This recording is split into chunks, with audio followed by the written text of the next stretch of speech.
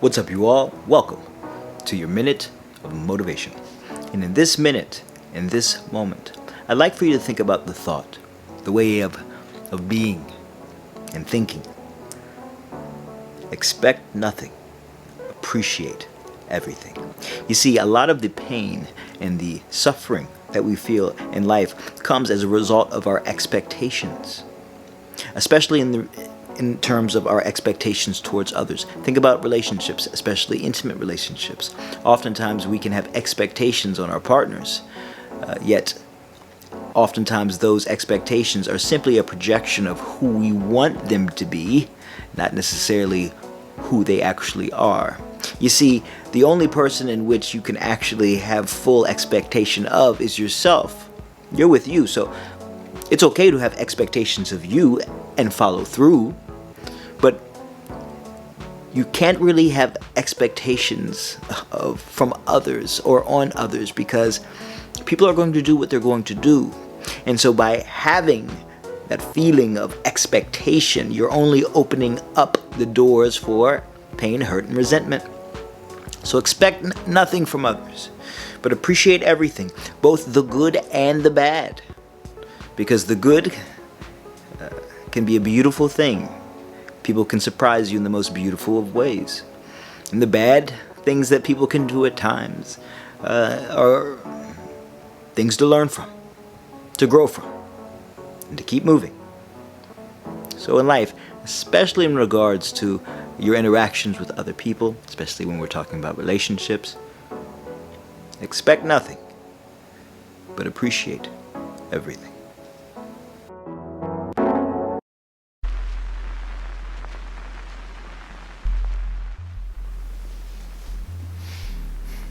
Welcome back. What's up, you all? Kyle Michael here. And I want to take what I talked about in the minute of motivation and give you a very powerful routine and technique to carry with you. You can apply this to your life each and every day. I recommend it. And by doing so, you'll find yourself coming from a more grounded place, and you'll be more in touch with your inner power, your inner strength. Okay? So in the minute of motivation, I discussed how in life it's important not to place so much expectations on things. Don't have expectations, especially in regards to your relationships. I do speak a lot about relationships. I am a couples and family therapy trainee, and a master's to doctoral program, and it's very important for me. I really love what I'm doing, but also the fact that there's not a lot of men in that field. And then with the men in that field, not necessarily, I don't think a lot of them are going to come from the same perspective as I come from. But that's why I think this work is incredibly important. But either way,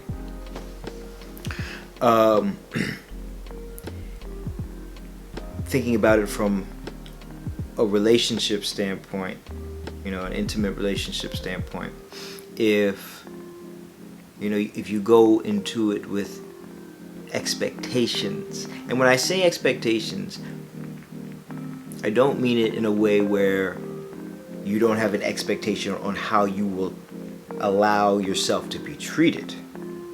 Okay? You have to be firm in what you're okay with and what you're not okay with.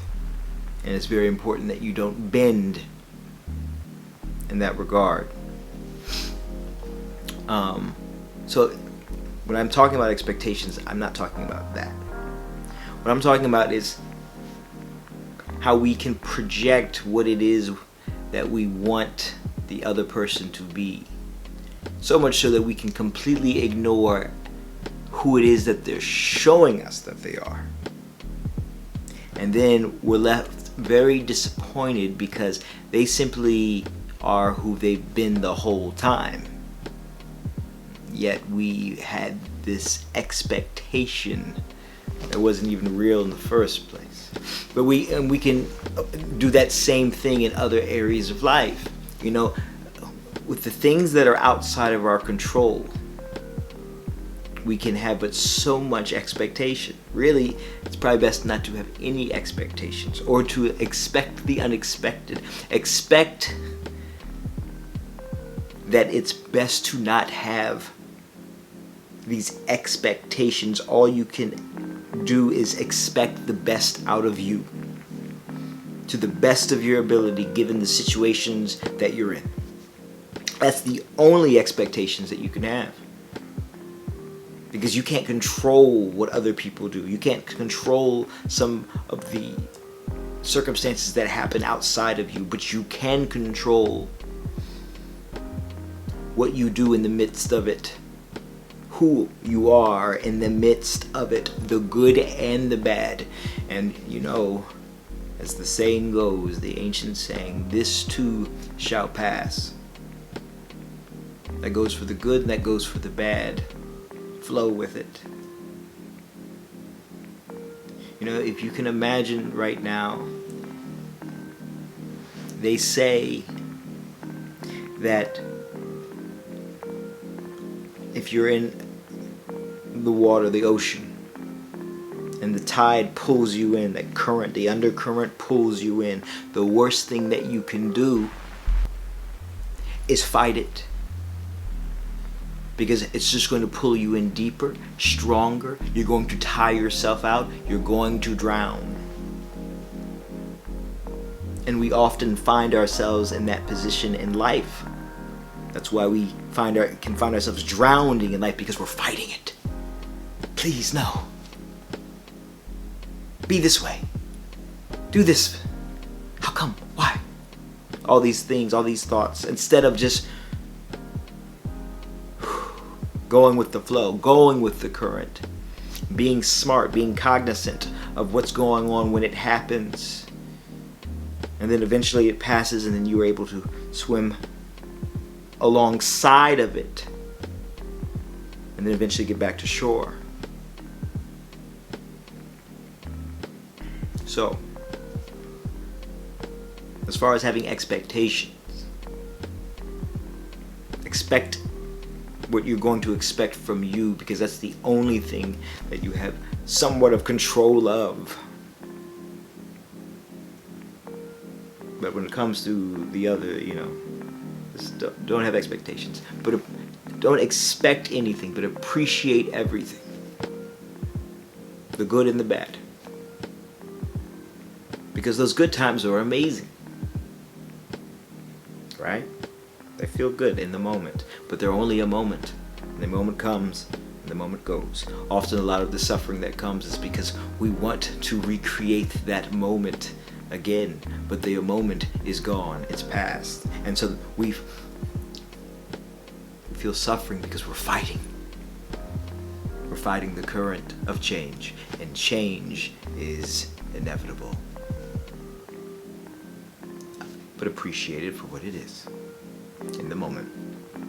And when things maybe don't go the way that you hoped, appreciate that too, because I guarantee you could learn something from it.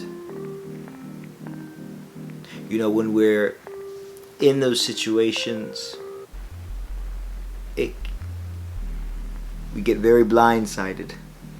That's why it's very important. And it can be incredibly helpful to have a coach that you're working with, a therapist that you're working with, a hypnotherapist that you're working with. That way, someone that can help you see the bigger picture, because when you're in it, you know. But that's where doing these routines, these practices, will help you in the midst of it. So let me get into it now.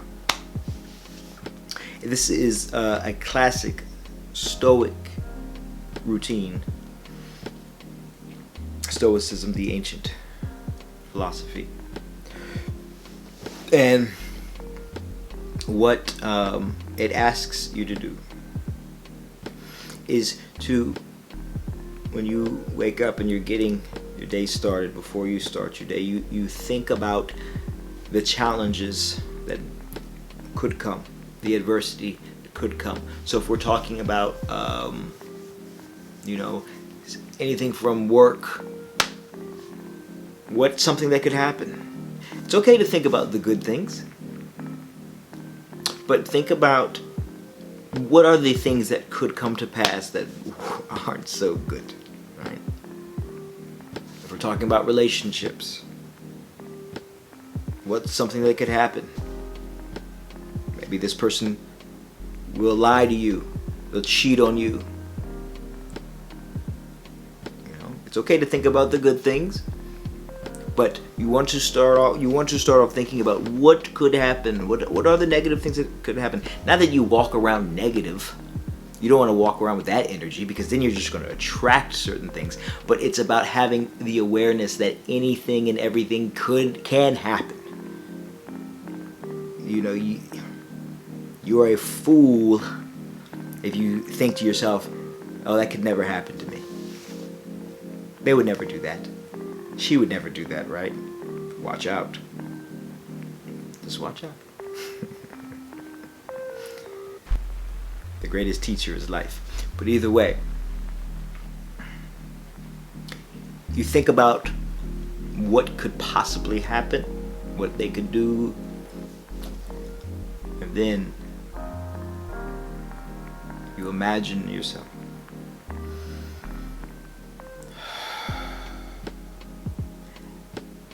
at your strongest, at your wisest. You imagine yourself at your best, mentally, physically, just you, your ultimate you. And so when you're imagining these things taking place, and then at the same time you take on the energy of you as your best self, you come from that position. How does that person interact with whatever comes to pass? So if by chance on this day this person does this to you, well, what is your best self? What would they do? Do you know that oftentimes we give great advice, but it's hardest for us to take our own? That's life. But that's what this exercise does, because you're getting into the place where you're taking your own advice by listening to your highest self, which means, because you can imagine it, means that is you. There's just pieces of you that are holding you back from fully engaging into it. And it's a journey, it's a practice. Day by day, you step closer and closer to your best self. And every situation that you will go through is a stepping stone to help you get there. Every beautiful person who has helped you, and every person that has hurt you, has been a stepping stone to get there.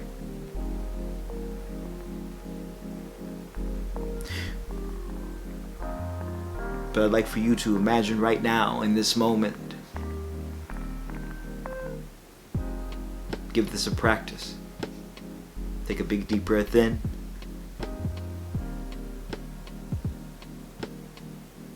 Hold it. Hold it. Hold it. And now exhale.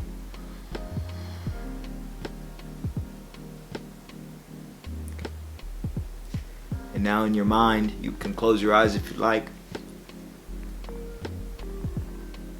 Think about a situation that you're in, a relationship that you're in. Maybe things aren't going as you'd like them, maybe. Or maybe things are going just fine.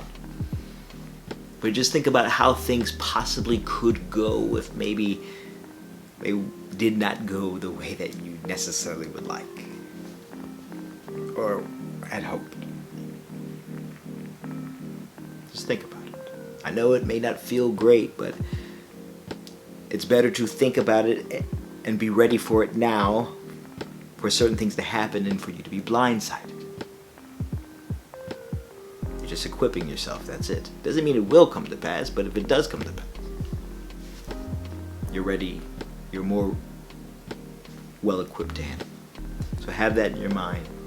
And now,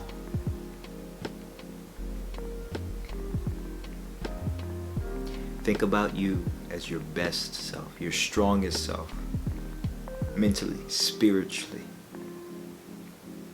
How does this person that is you on the most deep level, at the most wisest level, how do they look? How do they stand? How do they walk? What's their posture like? What's that look on their face? Feel the strength resonate from them. And imagine you embodying that. That is you. And how do they handle the moment? They don't cry. They don't whine. They don't beg. They let it go. Or they walk away. Or they cut it off.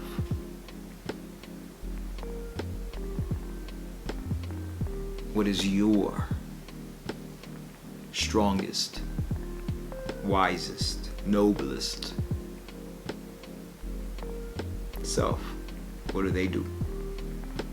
How do they handle it? How do they feel? Doesn't mean that these things that could come to pass, it doesn't mean that we don't feel emotion, but we are so much stronger than that.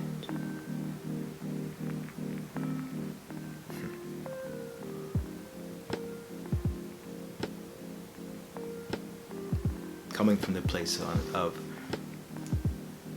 no matter how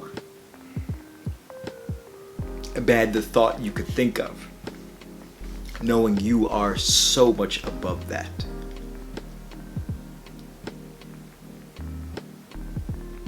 Knowing that you'll be fine. You'll be better than fine. Because in the end, whatever comes to pass, it's just life showing you the reality. That's it.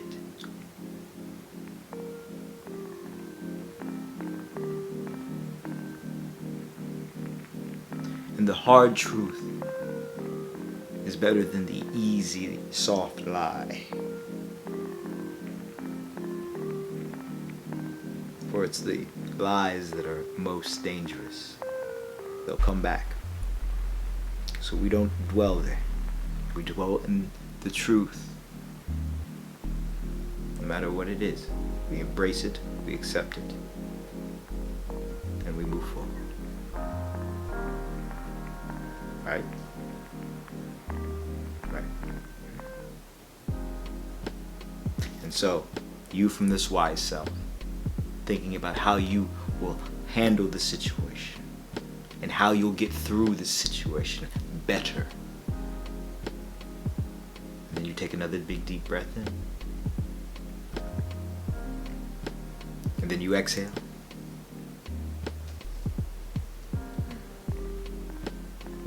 And then you go out, you can open your eyes now if they were closed, and then you continue on your day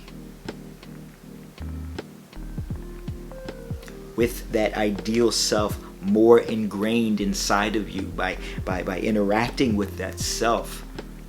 You're making it more a part of you because it is you. You're just sifting away the weaknesses. You're sifting away the lies. It's not your fault that you were told lies and accepted them, But if you have truth in your face and you ignore the truth, that is your fault. So that's what this is all about. Embracing truth and stepping into our best self. And if I'm, for the guys watching, your most masculine self, positive, strong masculinity. Okay. I'm going to end that there. But hopefully it's a powerful tool for you. It's very powerful for me. So make sure to like, share, and subscribe. If you have any questions on coaching and hypnotherapy and the different tools and modalities we could go through, you can email me at kylemichael@magicminds.com. Also, if you want to see the first 100 episodes of Minute of Motivation in 1 minute, you can go to my Instagram. That's @magicminds. And yeah. All right, you all. Until next time. Keep going and keep growing. And make sure to live life and to love life. All right? All right.